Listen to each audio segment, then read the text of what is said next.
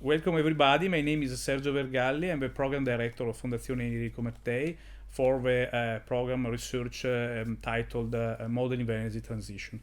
This interview is part of FEEM Reality Check online series. The event aims at bringing experts to discuss prominent theme of our year on the relationship between science and art in the increasingly complex dynamics with reality in the making.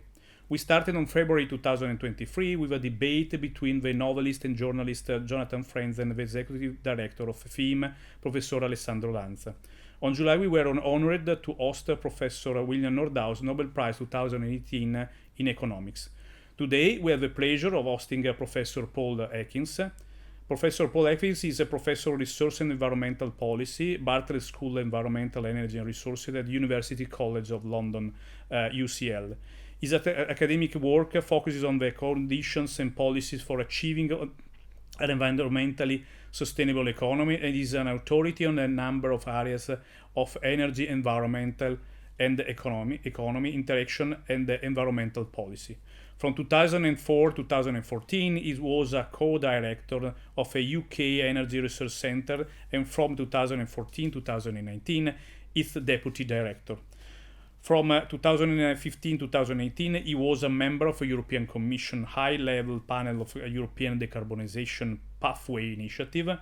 From 2017 to 2019, he was co-chair of a UN Environmental 6th edition of the Global Environmental Outlook. From 2003 and 2007, he was a member of the Government Sustainable Energy Policy Advisory Board, and in 2007 he was a special advisor of a joint parliamentary committee on the climate change bill. In 1994, he received a Global 500 award for outstanding environmental achievement from the United Nations Environmental Programme. In 2015, he was awarded on an Officer of the Order of the British Empire in the UK New Year Honour List for services to environmental policy. He is the author of numerous papers, more than 400, books, chapters, and articles in wide range of journals, and has written or edited 12 books. Today, we reached also the number 13. He has a new book coming out. The title is Stopping Climate Change, Policies for Real Zero. The publication date will be November 23 in 2023. The title is very interesting because Stopping Climate Change is speaking about one of the most important topics that are today on the newspaper and also in research. And the right question of his paper, his book, is related to the real zero. Which is the meaning of this real? We'll try to discuss with Professor Paul Ekins in the next questions. Good morning, Professor Paul Ekins. Thank you for being here. We are very honored to be here and to host you for this our list that is the title is Reality Check here in FEEM. Thank you very much. Thank you very much. The first question is about IPCC report.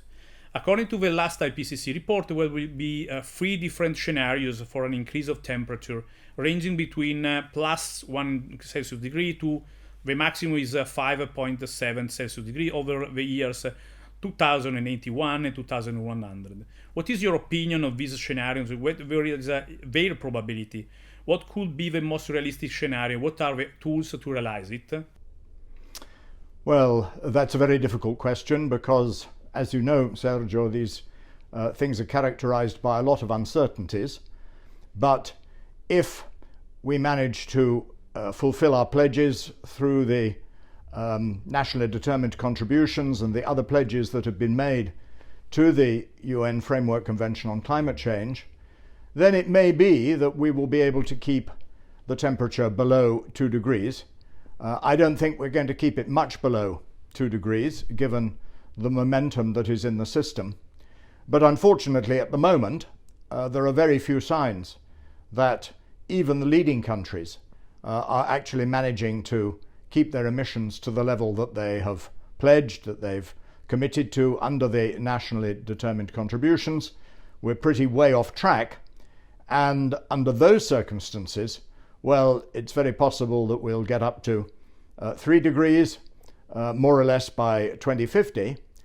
And then the temperature will go on climbing unless we manage to start sucking the greenhouse gases, particularly CO2, out of the atmosphere at a very large scale. So the best possible outcome would be a little below 2 degrees C. That will still be very challenging for human societies. It will be very challenging for many people living in parts of the world that are already quite hot, and certain places will probably become uninhabitable, so there will be large-scale population migrations, but it might be manageable for the global community as a whole. If we get much beyond that, in other words, if we don't keep to the pledges and commitments that countries have made, well, then I think things could get an awful lot worse, and indeed it's then possible that we will pass some tipping points. Some of those elements of the Earth system will then develop a life of their own, and they will start contributing more to climate change, and then it will be extremely difficult for humans to rein in the situation. So this 1.5 to 2 degrees target, which of course was set in Paris back in 2015, really is a pretty important target range.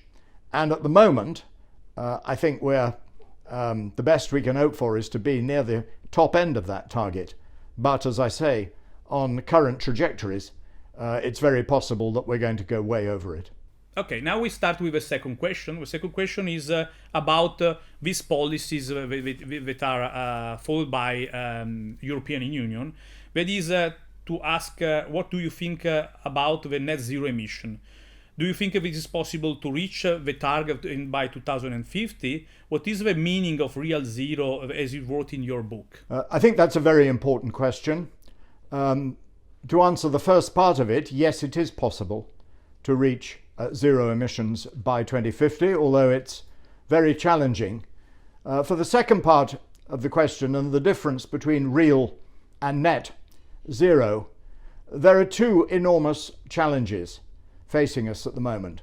The one is to reduce the emissions that we are currently making and to reduce them to zero. And the second challenge is to start sucking the greenhouse gases that we have already emitted out of the atmosphere through various means in order to get the concentrations of greenhouse gases in the atmosphere back towards the 350 parts per million, which was more or less what James Hansen identified as a potentially safe level back in the early 2000s, but which of course we have now gone well beyond. And the problem with the net zero formulation is that many companies and even governments are now interpreting the net part to mean that we can go on emitting as long as we take emissions out of the atmosphere. But of course, that isn't going to do anything for actually getting the concentrations down, and that's what we have to be doing. And the whole net zero language leads to the kind of nonsense formulations which we had in the UK in some of the discussions about opening a new coal mine, would you believe, a new coal mine in the year 2023, when the owners of the prospective new coal mine were saying that it would be a net zero coal mine because they said they would remove the emissions from the atmosphere to balance it out. And it's leading, the whole net zero formulation is leading to those kinds of contortions whereby the fossil fuel industry feels and argues that it can go on with its current production plans because of some putative means of sucking the CO2 out of the atmosphere. And the way it's choosing to do that is very controversial, is not at all effective, and practically every week there is a new newspaper article that some of these so-called carbon offsets that are supposed to be offsetting or counteracting existing emissions actually are doing no such thing, and they have not been effective. So there's a huge scam market opening up for these offsets, into which companies and others are spending billions of dollars with the pretense that these offsets are in fact in some way counteracting the emissions that they're going on making.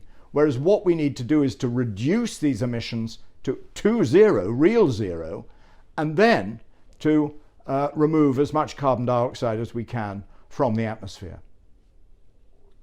Which might be the main obstacles preventing the achievement of the target? What kind of obstacles do you consider predominant? For example, technological, behavioral, societal, political, also governmental barriers. Which are the most important according to your opinion, the obstacles for reaching net zero emission? I think in a way to think of it as individual obstacles is really a bit to miss the point, because what we need is a system transformation. So we need to look at the energy system as a whole and say, what kind of energy system, which will be powered principally by electricity, what kind of electricity system do we have to create in order to arrive at zero emissions by 2050? We know that renewables, that's wind and solar, will play the major part in that system. All the scenarios that I know suggest that. And we know that they are variable and intermittent, and there will therefore need to be considerable storage in order to allow us to have uninterrupted electricity when we want and need it. So it is a completely different electricity system. And in order to create that, we will need new technologies, we will need new institutions, we will need different kinds of markets. All those things will have to be created through political change and through legislation, so that you can see that we need not just technological, not just social change, not just institutional change. All these things will need to happen more or less simultaneously and together in order to create this completely new electricity system, which is going to enable us to power our economies, power our lives, power our transport, power our heating and cooling systems, with an energy source, i.e. variable renewables, which is completely different to fossil fuels, which is the energy source that we have to move away from. And that will require changes in all those domains, and none of those changes are going to be particularly easy. The planning involved will be quite complicated. The legislation involved will be quite complicated, and these changes will need to be introduced in more or less the same order. And of course, people going about their daily lives will have to start living in slightly different ways.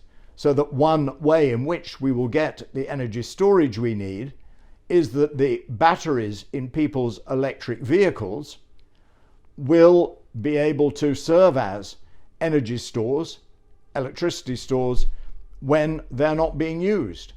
And those kinds of changes and the kinds of smart grids that are going to facilitate those changes will require all the kinds of changes that you're talking about. None of them is going to be easy.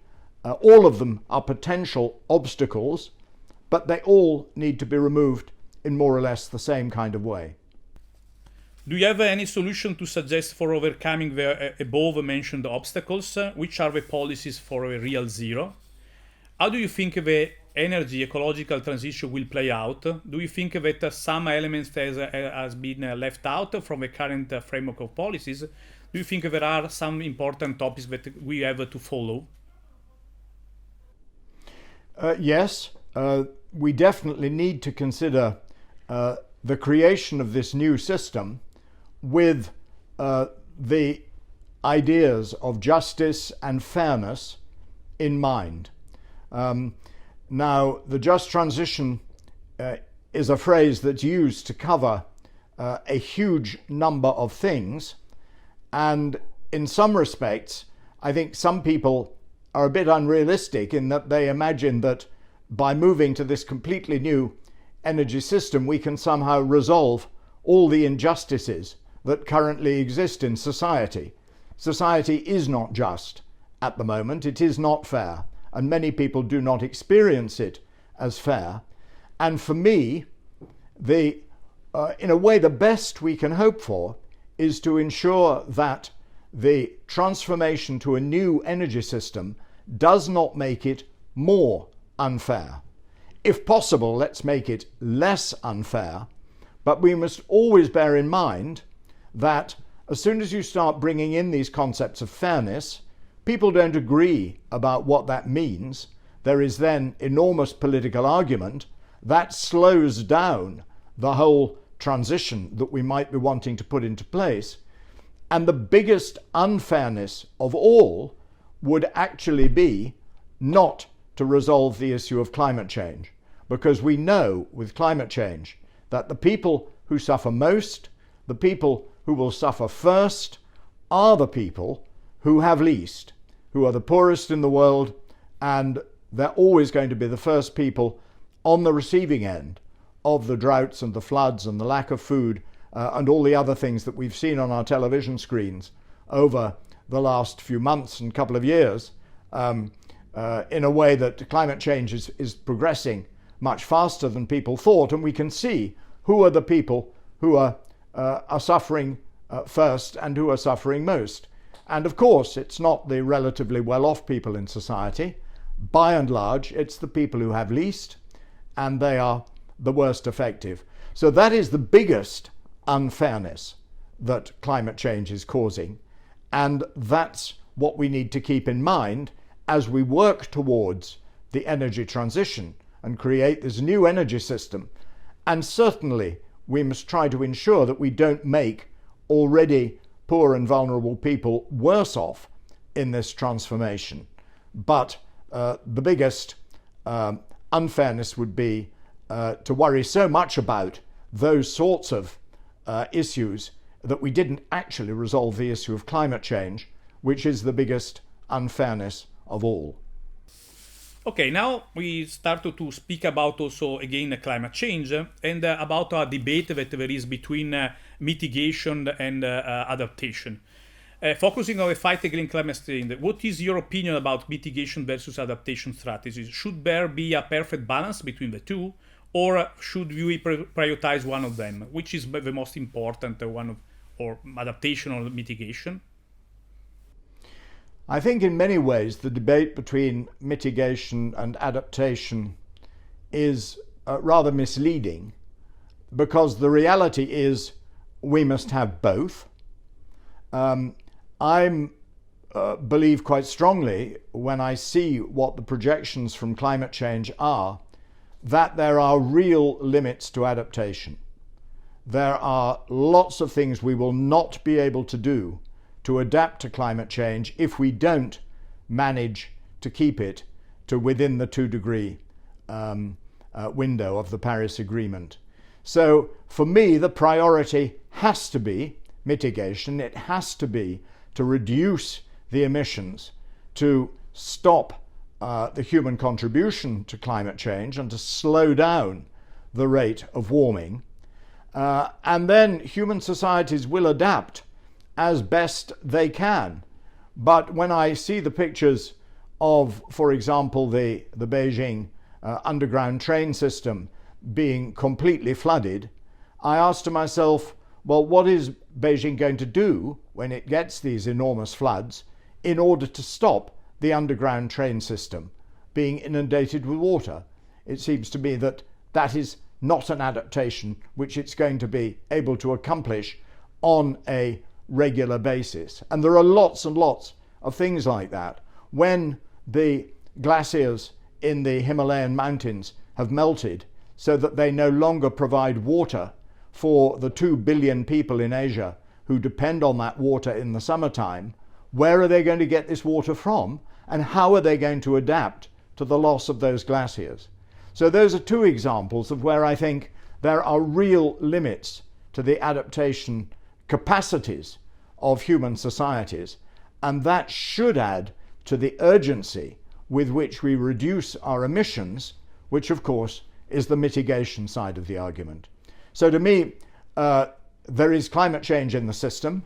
We will have to adapt to that, and indeed societies are already seeking to adapt to that, but the number one priority has to be to stop it getting worse and to do what we can to mitigate the extent of climate change in the future, because otherwise there is a real danger that it will go well beyond anything that human societies can reasonably adapt to.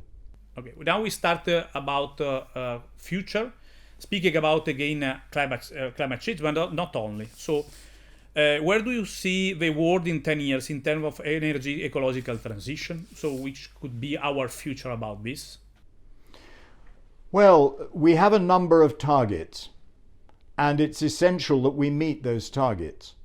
So, for example, in the UK and also in the wider European Union, there are targets for the phase out of the sale of new internal combustion engine motor vehicles. In the UK, that is 2030. In the EU, more widely, that is 2035. Well, that's a little more than 10 years, but what we need to see between those two dates is the complete ending of the sale of internal combustion engines. Another example, in the UK, we have a target in 2035 that no new gas boilers will be sold for heating homes. The great majority of UK homes, about 80% at the moment, during winter heat their homes with gas boilers, and they heat their hot water with gas boilers right throughout the year. That's obviously got to change. Gas boilers, that's a fossil fuel, and we won't be able to do that if we're moving towards zero emissions. And those are the targets that will absolutely have to be met. We're talking there about transport, we're talking a bit about buildings. Obviously, industry will have its own target. For myself, I can see the way in which we're now developing green steel.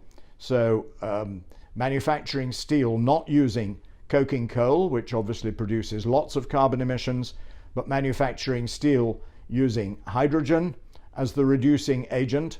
And I would say by 2035, we should have a target of something like 50% of the world's steel being made using hydrogen rather than coking coal. And we need to go right the way through all the different ways in which we need to reduce greenhouse gas emissions and set these targets for interim dates between now and 2050, and then make sure that we put in place the policies that will achieve these targets. One more example, because it's often overlooked, is that currently our food system is an enormous source of greenhouse gas emissions. Here in Western countries like the UK, like Italy, we all eat, or most of us eat, too much meat, and we need to eat less meat because the growing of cattle and sheep is a huge source of greenhouse gas emissions, not carbon dioxide, but methane. And we will need to cut that down. So we will need to have different kinds of farming systems that produce far more plant protein, but do so in such a way that the soils themselves can capture carbon and can become carbon sinks, as indeed they used to be to a much greater extent than they are. And we're reducing the greenhouse gas emissions from eating excessive amounts of meat. So you can see that the changes are fundamental in some of the most basic activities that humans engage in: transport, home heating and cooling, and agriculture, food, and eating. The solutions are all there. There are examples of what I've been talking about that are already with us, but they need to be scaled up to an enormous extent, and by 2035 they will have to be commonplace. It will have to be very obvious that farming is moving in a completely different direction, that we are owning a far greater proportion of electric vehicles, that in our cities many people will not be using vehicles at all because we'll have decent electric public transport and all those kinds of things. The changes are big, and in 10 years' time we have to be well on the way to achieving them. Now, I would like to change my topic, not only about climate change, but also speaking about other elements, other important topics that are now on our agenda. Which issues, other than climate change, would you prioritize for the future? For example, I don't know, other important elements could be inequalities, less developed countries, space economies, also something related to the future. Which would be, for the future, the most important element? One of these. Well, that's a very good question. I mean, human societies have always been problematic. We fight each other, and that's a big issue. The whole world's food system is a big issue, not just because of climate change, but because it depends enormously on trade. The reason that we haven't had many enormous famines over recent years is because the world food system has worked quite well to trade and to ship food from those areas where there is enough food to the other areas around the world. The whole trading system now is becoming more protectionist. There are geopolitical tensions. Most obviously at the moment, the Russian-Ukrainian war needs to be resolved as soon as possible so that the food from those two countries can start flowing properly again, for all sorts of other reasons as well, but obviously that's a priority. I think we will have to find a way of reinvigorating the United Nations, because at the moment it is not able to do its job properly. Of course, it was set up after the Second World War, when tens of millions of people had died, and it was set up in order to try to stop that kind of war happening again through the Security Council and through United Nations resolutions and peacekeeping mandates. Well, it's obviously not fulfilling that function adequately at the moment, and so will need to be reinvented. We will need to put again on track the nuclear disarmament process, because the whole issue of nuclear weapons is still a huge threat to the future of humanity. The geopolitical tensions that we see between the great powers, between the United States and China, most obviously, between Russia and the West at the moment, those need to be resolved in a way that respects the United Nations Charter, and of course that means that Russia will need to withdraw from its attempted invasion of Ukraine. So all these are problems to which there are no easy solutions, but we can be sure that climate change is going to make them worse, because climate change will increase the tensions between countries, will cause huge population movements, and as we know in Europe, migration is a huge source of political tension, as it is also in the United States. We have to try to resolve these problems so that we don't get these vast population movements which cause these great tensions, these great political upsets and disruptions. So it's a difficult prospect, and if it was just climate change that we had to resolve, well, obviously the world would be in a much better position actually to concentrate on that. But because we have all these other things going on of geopolitics and tensions of all kinds, that's going to make resolving the climate issue much more difficult. Now I would like to speak about current events, so not of the future, but today, which are the most important event today. For example, COVID crisis, Russian Ukraine war and other elements. Now today there is also a debate between this fight against China and US. What is your take on the issue of rare materials? We know that rare materials are very important for the energy transition. So I would like to understand which is your opinion about this. To which extent do you believe that geopolitical risk will play a role in the energy transition? Now we know that there is this kind of decoupling between China and the US, and so this could have some impact on the energy transition through the fight with respect to rare materials and critical materials. Which is your opinion? Geopolitical issues always play a role with anything to do with natural resources, because natural resources are not spread evenly around the world.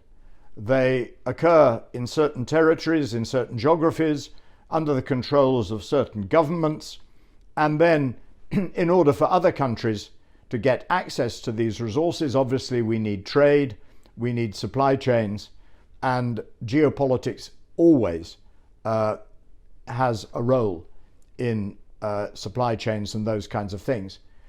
And for the new energy technologies that we were talking about earlier, these raw materials play an enormously important role.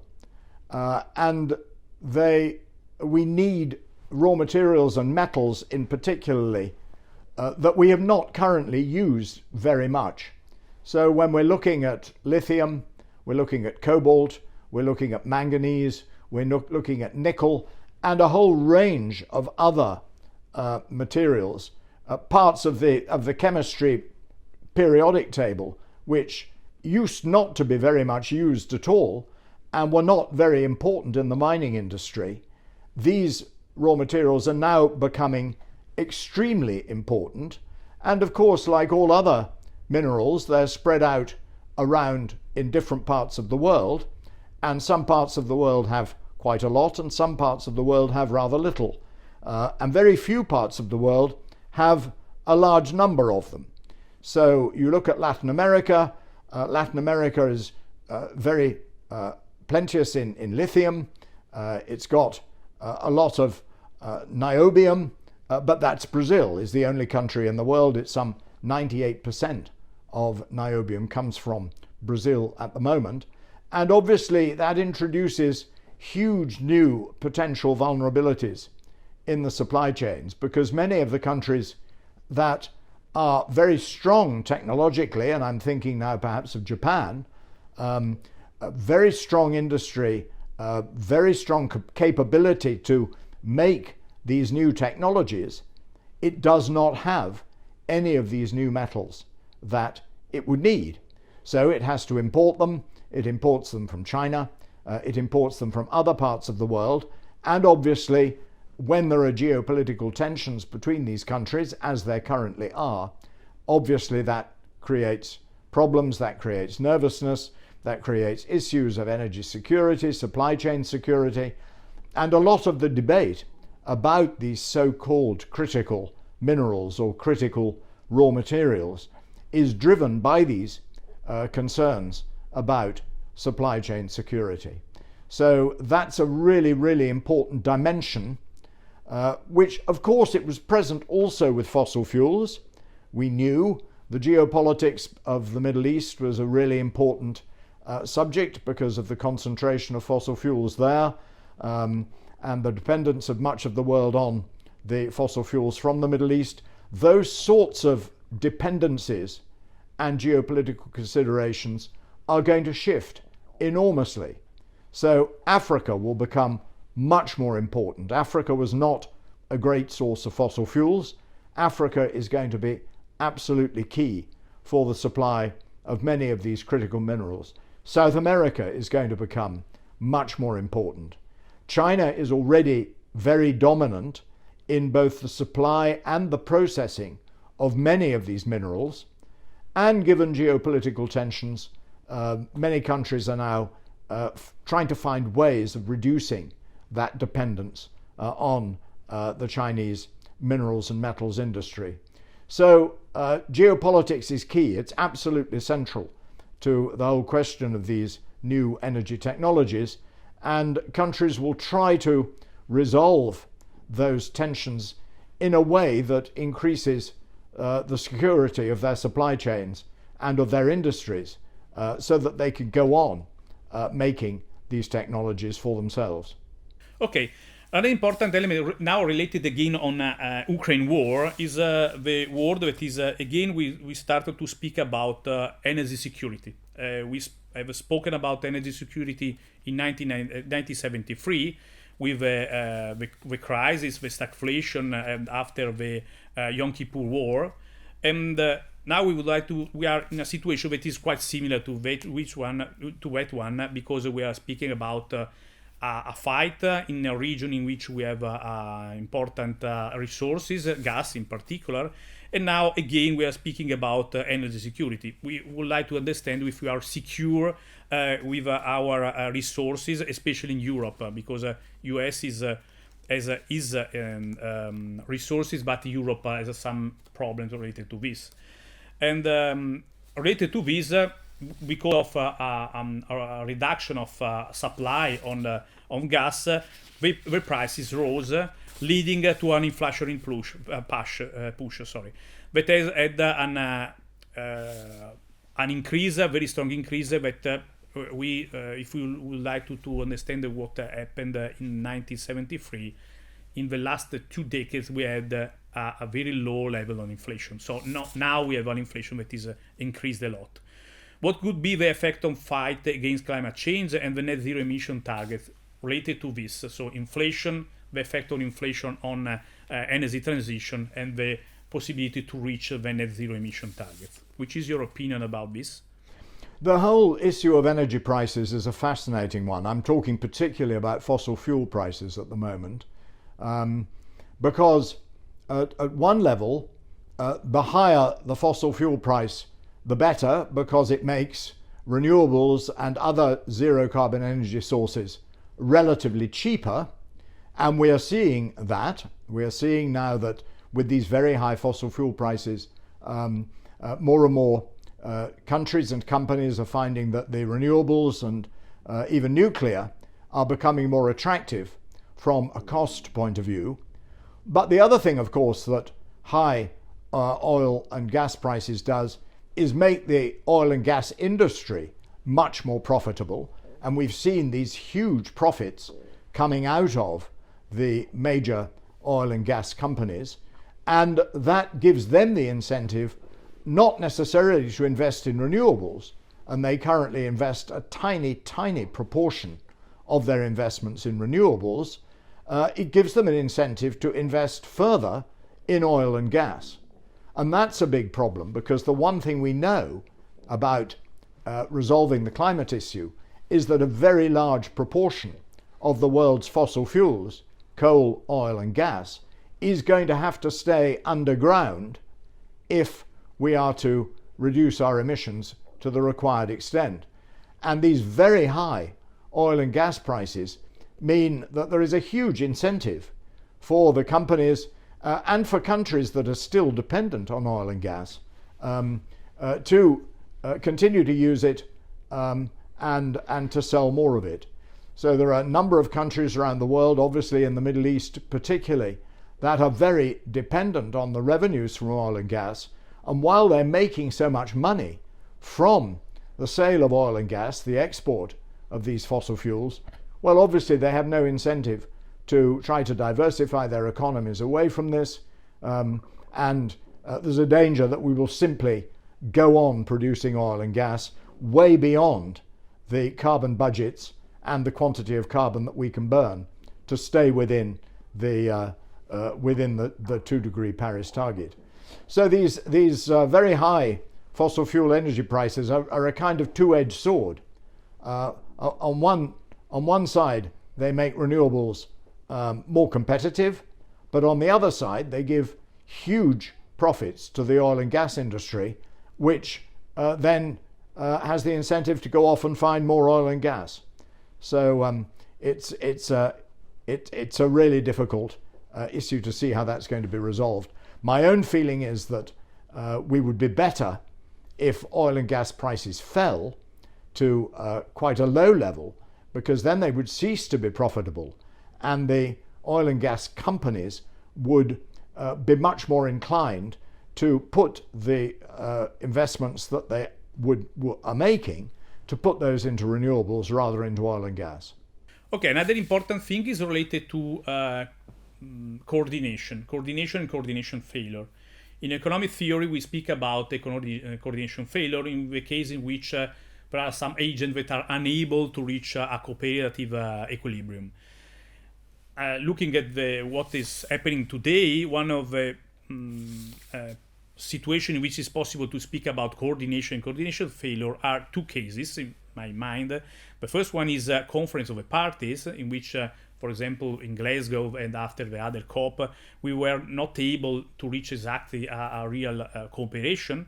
And so, which is your opinion about the strategies in order to reach a cooperative game, a cooperative equilibrium in the COP, a conference of the parties? The second example of a cooperation could be on carbon border adjustment mechanism, in which we know is an idea of all Europe in order to impose a carbon tax for the import of some goods, in order to impose a carbon in order to reduce also the impact of other countries for CO2 emissions. Which is your opinion about coordination failure, and especially which could be the tool strategy in order to achieve a more optimistic result? I could wish that we didn't need a carbon border adjustment mechanism. I could wish that all countries were moving towards the adoption of a relatively high carbon tax, and that would mean that we had a relatively level playing field across the globe, with carbon being highly priced, and that of course would mean that governments had the revenues which are currently going to the oil and gas companies, and it would mean that renewables and low carbon sources of energy were more competitive, and the world would move in a much smoother way towards a zero carbon society. Pretty well all economists, I'm sure including yourself, Sergio, are entirely in favor of a global carbon tax. And one of the failures of the COP meetings, the conferences of the parties under the Climate Convention, is that a global carbon tax isn't even on the agenda. It's not even being discussed, when that, for my view, is easily the best way to be moving towards resolving this problem. It's not enough by itself. National governments will have to do other things. The carbon tax wouldn't resolve all the problems, but it would be an enormously good start. Now, we're not going to get that anytime soon, because, as I say, it's not even being negotiated. And so countries and regions like the European Union that believe a carbon tax is necessary to meet their climate targets, which they do, they know that if they introduce their own carbon tax on their own industry and no one else does, obviously that is going to make a lot of European industry uncompetitive. The activity will go to countries that don't have carbon taxes. We will get huge carbon leakage, which won't help the climate issue at all. And that's the whole motivation of introducing the carbon border adjustment mechanism, which I believe is entirely necessary at the moment. And my hope is that once it is introduced, that the countries that currently do not have strong climate policy, but who want to export their goods and services into the European Union, my hope is that they will, in order to avoid paying whatever penalty is in the carbon border adjustment mechanism, they will introduce their own carbon pricing in their own countries, because that will mean they then don't need to pay the carbon border adjustment mechanism penalties, and they will keep the revenues in their own countries, but their use of carbon-based energy will become much more expensive. And hopefully in that way we will move to a world where far more countries are pricing carbon at a realistic level. So that's my hope, but it's going to be a bumpy introduction. There are lots of countries obviously outside the European Union that don't like it, that regard it as a disguised form of protectionism, and we can expect quite a lot of argument at the international level about that. But until these other countries introduce proper carbon prices of their own, I don't see any alternative. Now I would like to speak about some situation in Italy, but not only in Italy. So one of the problems that happened in the last recent month in Italy was unfortunately some flood disaster. This was, I think, is the fourth most important disaster in 2023, with evaluation of 10 billion of impact of this disaster. That was the flood disaster in Romagna, in Emilia-Romagna, in Italy. The problem that arose after this disaster was that the majority of the houses were without insurance. So if I remember exactly the number, we are speaking about 6% of the total houses were some insurance against disaster, natural disaster. And there was in Italy, but now there is again a debate about the role of insurance, and the problem related to the possibility that in some cases some insurance companies decide to not insure some events because they know that there is a high probability of these disaster events. This probability is increasing day by day, and if the insurance company don't want to insure this event, probably is a manner in order to recognize that this problem is a real problem also. So the climate change is a real problem. Related to this, also in United States, there are a lot of insurance companies that don't want to insure these events, and so there is a debate related to public-private insurance. Maybe we would have this kind of combination. Public could help also private in order to insure these events and to cover against the disaster effects.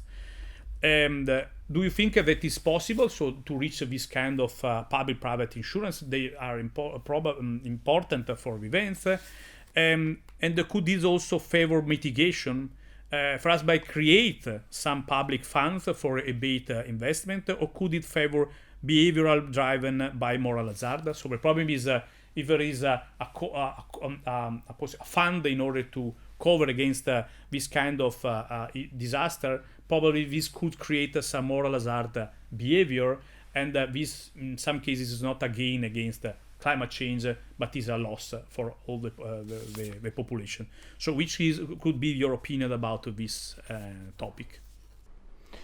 Well, Sergio, I think insurance is a really, really important issue. I feel a bit personally about this because I was visiting Italy at the time of the great floods there earlier this year. I was in Treviso, which is a small town a little north of where the main floods took place, but we had some plans to visit Rimini and Romagna where the floods were taking place, and it was clearly an enormous tragedy. And the problem with the insurance against such tragedies is not just their size, because the insurance companies can always put up premiums in order to take account of large disasters and events. And of course there are reinsurance companies which cover the insurance companies when they have such large payouts to be made. The real problems with climate change are that we don't know how big these events are going to be, and so the insurance companies cannot calculate the premiums that they need to charge in order to remain viable. And we know that climate change is going to get worse. We know that these kinds of events, as you experienced in Italy earlier this year, will become stronger and will become more frequent. But we don't know how much stronger, we don't know how much more frequent, and the insurance companies therefore don't know how much to charge.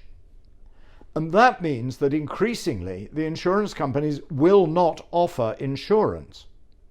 And insurance is absolutely crucial to the capitalist system. The capitalist system can't work without insurance, because it's only with insurance that businesses and householders are prepared to take risks. And they take risks, they are insured for those risks, and the insurance companies are able to spread those risks over quite a wide base, and the insurance companies are able to calculate the level of risk so that they stay in business and they remain profitable.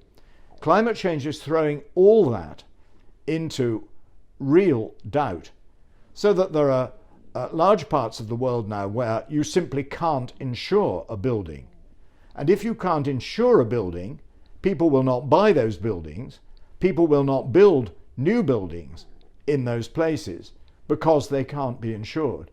And so you're cutting at the root of one of the fundamental pillars of our economic system. And if at some point these climate damages get so large that some insurance companies go bust, well, we've seen what happened 15 years ago in the great financial crisis, when large parts of the financial sector become unviable, then obviously the financial sector as a whole is thrown into great trouble. And there are many people in the financial sector now who are really worried that climate is going to cause those kinds of financial sector disruptions. And indeed, that's the whole argument behind the Task Force on Climate-Related Financial Disclosure, the TCFD recommendations, that businesses should try to calculate their exposure to climate-related issues on two fronts. Firstly, calculate how damaged are they going to be by such events as you experienced in Italy earlier this year, but also how damaged would they be if governments started reducing fossil fuels to the extent that we need to do so, in order to get a handle on climate change. So you've got this kind of double materiality of risk, which introduces completely new challenges to the insurance industry. And they're going to find that very challenging to be able to underwrite the transition in a way that doesn't bring the financial sector itself into great danger. Now we speak about another important topic. I think looking again about the future. If you look at the future, we could have in the future a possible new resource or a new energy. The energy, now there is an important debate about fusion, nuclear fusion power. Against, so the debate is fission today, fission nuclear power, and again fusion nuclear power for the future.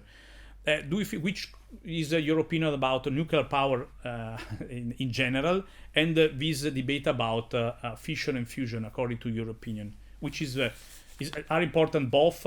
Is possible to reach to use also fusion for the future and fission for the next years? I think we can rule out fusion, nuclear power, as a solution to climate change.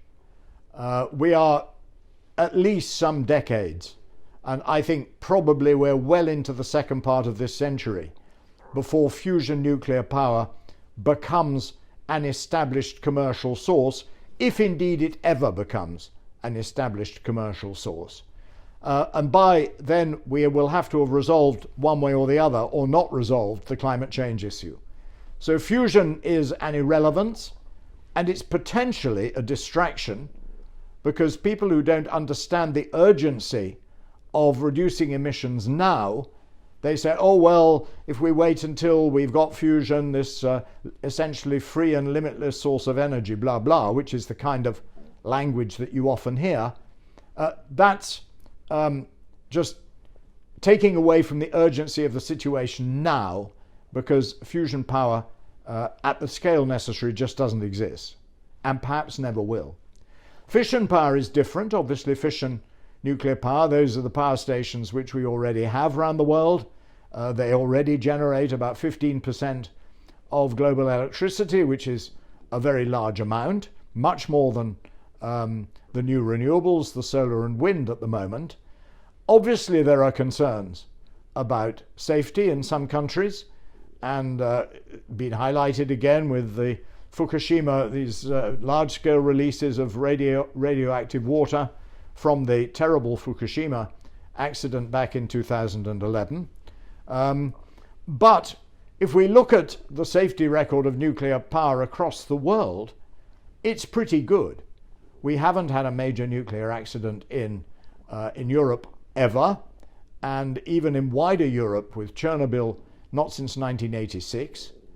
And we've not had a major one in the United States either, or in South Korea, Japan, obviously, Fukushima, but really quite exceptional circumstances there with a tsunami overwhelming this reactor safety systems. So my main concern about nuclear is its cost. That the new nuclear power stations being built in the UK at the moment, or there's one being built and one being planned, the one being built has proved enormously costly, running way over time, running way over budget, and the cost of that is far, far greater than the cost of offshore wind, for example, which is the main renewable that the UK has. And I'm worried that with the fascination that nuclear power always seems to attract, it will suck up an enormous amount of the finance which could otherwise be going into renewables, and that renewables then may not reach their full potential, and that will mean that we have much more expensive electricity than we should have because of the cost of nuclear. So that's my main concern about nuclear power, is the cost of it, and the fact that obviously many countries, for many countries that don't have established nuclear industries, it simply isn't an option. Whereas for all countries, wind and solar are very much viable options. And in tropical countries, many of which are decades away from being able to have nuclear power stations, they can be decarbonizing their electricity systems with wind and solar right now. So I guess, in summary, my problem with nuclear in the countries that can build it is the cost of it. And in countries that can't build it, I think it could be a great distraction from getting on with the renewables, which they can build at scale, and which I think will provide them with far cheaper electricity. Okay, now we would like to speak about geopolitics. Geopolitics is very important because I think is strongly related to one question that I started at the beginning. It was about rare materials and critical materials. If you look at the data with respect to the market of rare materials and critical materials, the majority of the input of rare materials is in this moment is owned by China. China has at the moment the monopoly of this total quantity of rare materials, especially rare materials, but also critical in general. And this is strongly related to another important element, that is the decoupling. So this kind of fight is a commercial fight, but not only, with respect to US and China. And also the possibility that we are speaking about these two new words that are reshoring. So the idea that we have to reduce the supply chain in order to diversify the risk. And this arose especially after COVID-19. We discovered that the supply chain were too long, and we have to reduce the supply chain in order to reduce the risk, or, according to my opinion, to diversify the risk. And the second word that is new in this year is friendship.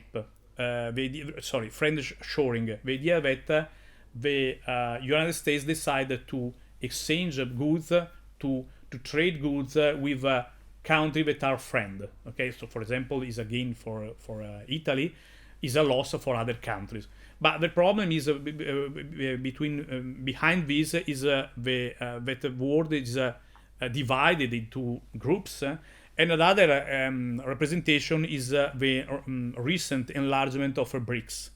The BRICS group enlarged we know that they are starting to increase the number of members in order to increase also the control of the market.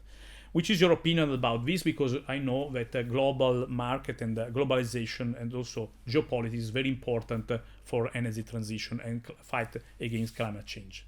Yes, I think I would share your concerns, Sergio. I mean, the one thing we know about climate change is that it requires a global response.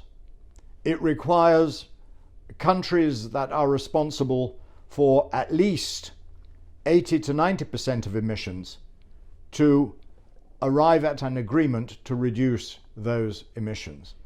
That includes all the major emitters, so it includes obviously China and the United States, it includes the countries of the European Union, but it also includes the other countries involved in the BRICS, and also in the, not just the BRICS, but the expansion of the BRICS, which the meeting in South Africa recently set in train. Now, if I thought that the emergence of these different blocks, so let's call it the West, let's call it the BRICS or the G77 or the Asian Pacific bloc, if I thought that that was going to increase global cooperation and make it easier for countries across those blocks to cooperate with each other on the issue of climate, well, I would think that perhaps that wasn't such a bad thing, because if you can get, as with the European Union, if you can get one voice for 27 nation states, well, in many ways it's easier that way to arrive at the kind of agreements that we're going to need for climate change. So that's why I think it was very important that the G7 and the G20, and of course the G20 includes the BRICS countries, that the G20, were starting to talk about climate and were starting to think about ways of cooperating beyond the kind of East-West alliances that were there. Well, that kind of international cooperation has now very much faltered.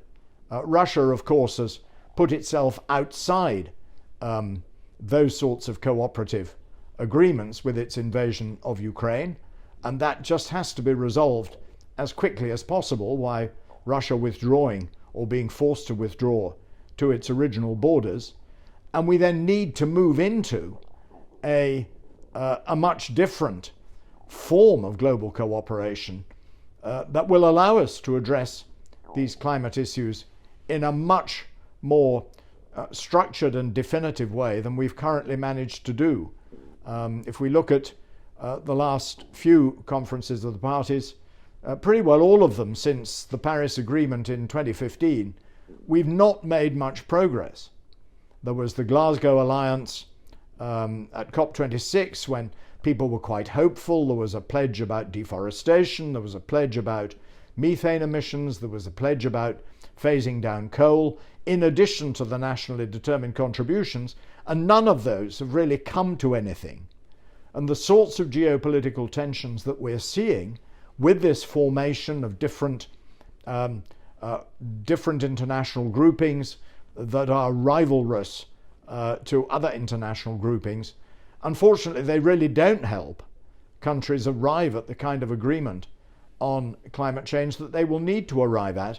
And all these countries are being damaged by climate change. So whether we're talking about Brazil and the loss of hydropower because of loss of rain, whether we're talking about China and the huge floods and droughts that it's experienced this year in quick succession, whether we're talking about Europe, obviously, whether we're talking about the United States, where they've had record-breaking temperatures out in the West, we all have a huge interest to resolve this problem, but we can only do it together in some kind of internationally cooperative way. And I'm afraid that the formation of these sort of rival international groups don't help that process. Last question is about another important topic, that is a financial system. So we know that there is this debate about the role of financial market for financing the fight against climate change. So we need funds because we know that this kind of fight needs funds, money, in order to push economy in one direction. We need a lot of investments in order to change the structure of resources from fossil fuel to renewable. And in this, there is also the ESG market, that is a new market that started in some years ago and now is increasing a lot. What do you think is the role of financial market in general and ESG for this fight against climate change and net zero emission? The financial sector is obviously an absolutely critical part of the global economic system, and we saw the chaos that resulted from the global financial crisis in 2008 and 9. So we have to make sure that the financial sector can do what it needs to do, and what it needs to do is to finance the energy transition and the agricultural transition. What we know is that markets that in which these energy and food markets and all other kinds of markets experience what we environmental economists, Sergio, call environmental externalities, and that therefore there are large environment and social costs that are engendered by these market activities and by the investments from the financial sector, which are a cause of great economic inefficiency. And indeed, climate change itself is one of these great environmental externalities. In fact, you will remember that Nick Stern called it the greatest market failure that the world has ever seen. Now, the appropriate economic response to that is obviously for policymakers to put these costs into the market price through carbon taxes, through regulations, through other legislation, and they're starting to do that, but very slowly. But another way in which change can happen is if the financial sector itself starts to demand that companies take environmental and social issues into account in their activities. And this, of course, is the ESG movement, E for environment, S for social, and G for governance, whereby the financial sector demands that the companies it invests in are going to have to pay more attention to climate and other environmental issues, and indeed social issues, if they are going to receive those investments. So I think that's an entirely positive development in the absence of proper government action, actually to internalize those costs itself. And so it's really difficult for the financial sector to do that, because in order to do it effectively, there has to be a monitoring and reporting and verification system in place. Companies have to report on their ESG impacts. There are very many different reporting systems.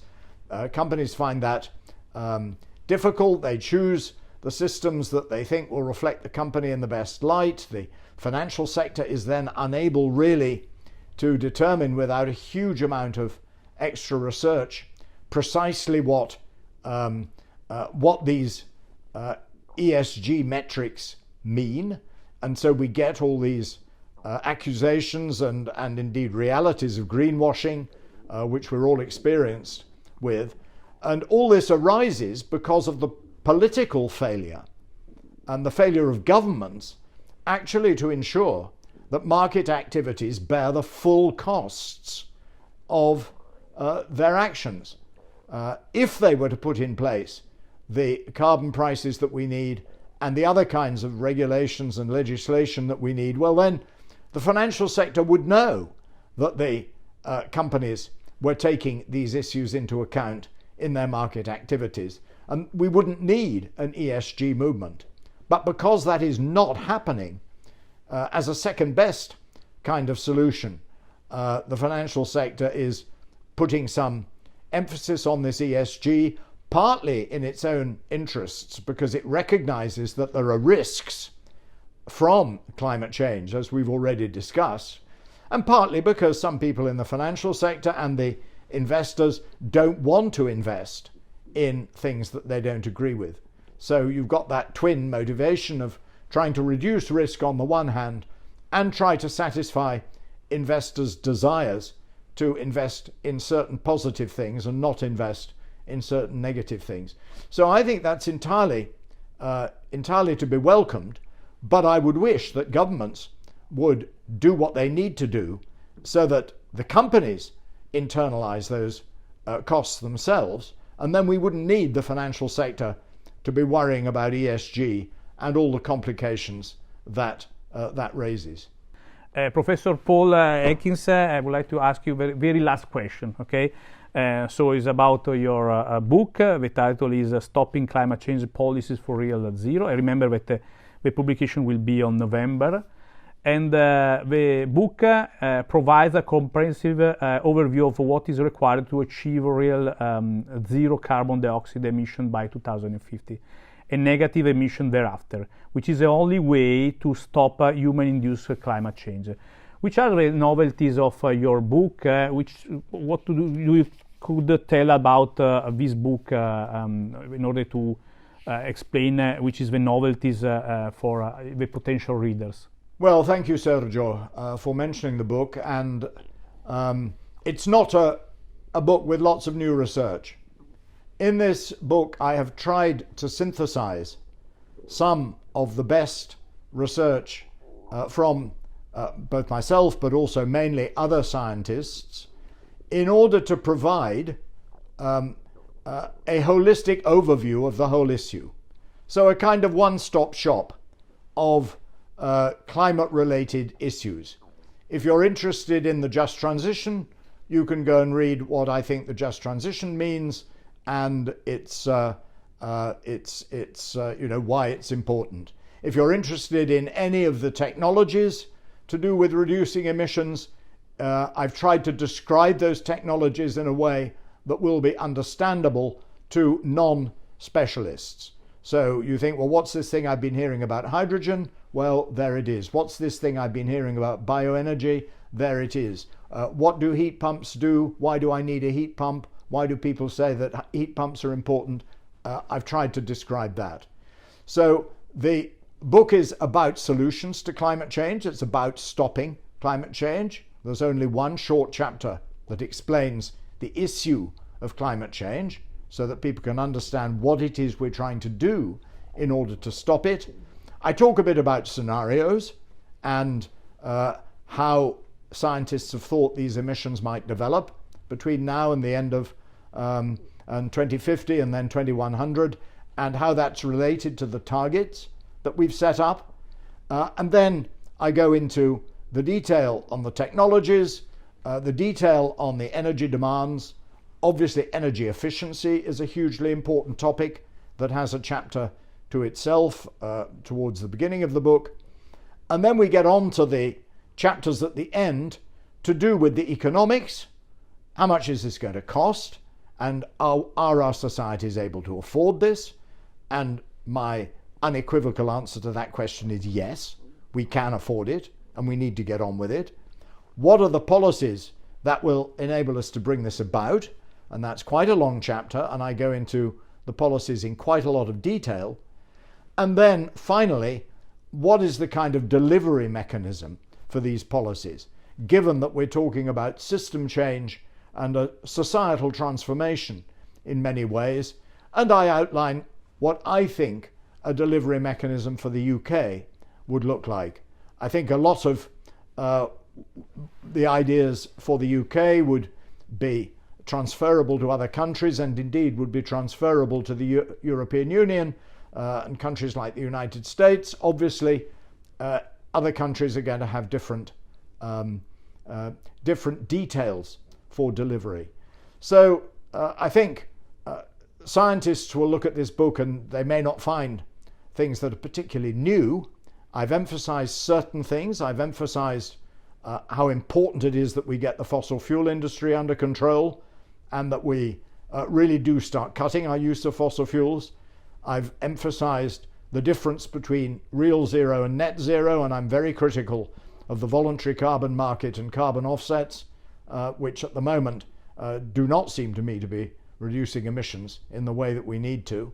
But I'm really interested in concentrating on what we actually need to do, what we can do, and I give as many examples as I can of things that have worked, and ask governments and businesses and the financial sector and indeed citizens to get on with it and do it. Thank you very much. Your book is very, very interesting, so I will book and I will buy your book. So thank you very much, and thank you for being here. We are very honored from FEEM, and thank you again. Goodbye. Thank you very much.